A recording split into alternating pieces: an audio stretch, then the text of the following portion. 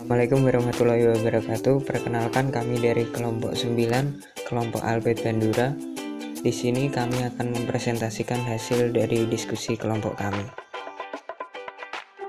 Berikut adalah anggota dari kelompok kami. Yang pertama ada Ainur Rahma, yang kedua ada Asian Auralana Kaprama, yang ketiga ada Aidilia Fitriani Putri Pratiwi, yang keempat ada Rami Delvi Saragi, kelima ada Madisa Yoga Prabaswara, yang keenam ada Deki Kevin Pradikta, yang ketujuh ada Vina Bidayan Nasiroh, yang ke-8 ada Hieronymus Funan. Di sini saya akan menjelaskan tentang teori Albert Bandura. Albert Bandura lahir di Mundare, Alberta, Kanada pada tanggal 4 Desember 1925. Ia mendapat gelar BA dari University of British Columbia. Pada tahun 1951 mendapat gelar MA dan PhD. Tahun 1952 di University of Iowa. Pada tahun 1953 mengikuti magang Postdoctoral di Wyshea Gwinnett Center dan kemudian bergabung di Stanford University. Ia juga pernah mendapat penghargaan yang diterimanya, salah satunya Guggenheim Fellowship. Selain itu, Bandura juga menjabat berbagai posisi di beberapa masyarakat ilmiah dan menjadi anggota Dewan Editor untuk sekitar 17 buah jurnal. Konsep teoritis utama. 1. Proses atensional. Perhatian selektif pengamat bisa dipengaruhi oleh penguatan di masa lalu. Misalnya, jika aktivitas yang lalu dipelajari lewat observasi terbukti berguna untuk mendapat suatu penguatan, maka perilaku yang sama akan diperhatikan pada modeling berikutnya. 2. Proses retensional, di mana informasi yang salah diperoleh dari observasi disimpan secara simbolis melalui dua cara, yaitu secara imajinatif dan secara verbal.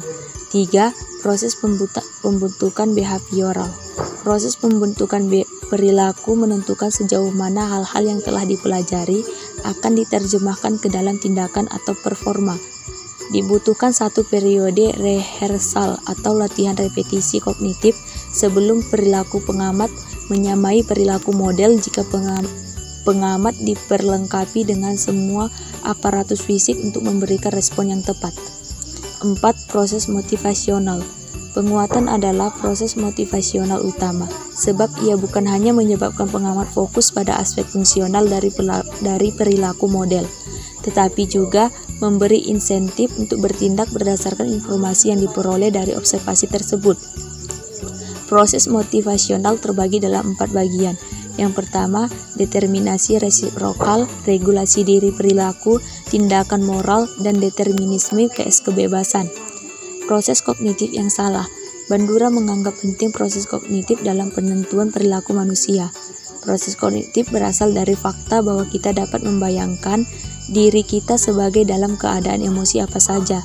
Maka jika proses kognitif tidak akurat dalam merefleksikan realitas, akan mungkin muncul perilaku yang salah atau maladaptif. Sebab munculnya proses kognitif yang salah menurut Bandura, salah satunya kekeliruan dalam berpikir dapat muncul dari kesalahan memproses informasi. Proses kognitif yang salah dapat muncul dari persepsi yang tidak akurat, generalisasi berlebih, atau informasi yang tak lengkap atau keliru. Aplikasi praktis dari belajar observasional. Modeling memberi beberapa efek bagi pengamat. Respon baru mungkin muncul setelah menyaksikan seorang model diperkuat setelah melakukan tindakan tertentu.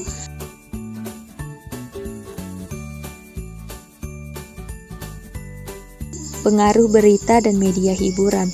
Koran, televisi, dan film layar lebar adalah model. Tentu saja tidak sama hal dari berita dan hiburan dapat menyebabkan munculnya proses kognitif yang salah yang menimbulkan perilaku kriminal.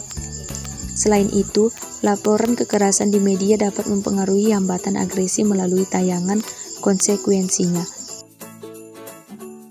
Ciri dari argumen manusia adalah 1. Intentionally atau intensionalitas.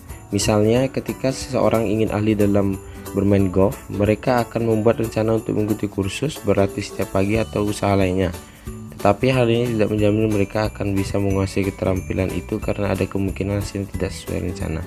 Yang kedua adalah forethaft atau pemikiran ke depan, sebagai antisipasi atau perkiraan konsekuensi dari niat kita. Orientasi ke masa depan ini memandu perilaku kita ke arah akuisisi hasil positif dan menjauhkan diri dari hasil negatif, dan karenanya bertindak sebagai fungsi motivasi. Misalnya seseorang calon pianis membayangkan akan bermain resital atau bermain untuk kawan-kawan di acara sosial. Bandura menekankan bahwa representasi kognitif dari tujuan itulah yang akan memberi motivasi dan pedoman, sebab hasil aktual belum terwujud untuk sekarang. Lebih jauh, representasi kognitif tunduk pada regulasi diri berdasarkan anggapan kecakapan diri, keyakinan, dan standar moral. Yang ketiga ada self-reactiveness atau kreativitas diri. Kreativitas diri inilah yang menghubungkan pikiran dan tindakan. Dalam kasus kereaktifan diri, membuat manusia memandu pelaksanaan perilaku aktual. Yang keempat adalah self-reflectiveness atau reflektifan diri. Kereflektifan diri ialah kemampuan metakognisi untuk merenungkan arah, konsekuensi, dan makna dari rencana dan tindakan kita. Belajar intensional kita akan terbatas jika kita menganggap rendah kecakapan diri kita, dan proses belajar kita akan makin luas jika kita menganggap tinggi kecakapan diri kita.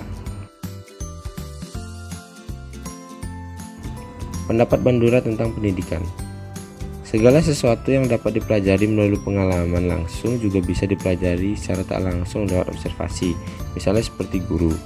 Guru dapat menjadi model yang berpengaruh bagi sebagian besar siswanya. Guru dapat menjadi model untuk 1. Suatu keahlian, 2. Strategi pemecahan masalah, 3. Kode moral, 4. Standar performa, 5. Aturan dan prinsip umum, 6.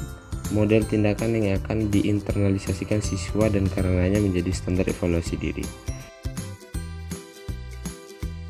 Ada beberapa variabel yang harus diperhatikan oleh guru. Yang pertama itulah proses atensional atau perhatian. Yang kedua itu adalah proses retensi atau mengingat. Yang ketiga adalah pembentukan perilaku. Yang keempat adalah insentif atau dorongan yang dimiliki siswa.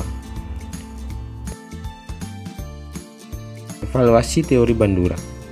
Bandura memperlihatkan kepada kita bahwa dengan mengamati orang lain dan bahwa belajar ini terjadi dengan atau tanpa imitasi dan tanpa penguatan. Hal ini adalah kontribusi yang signifikan untuk teori belajar.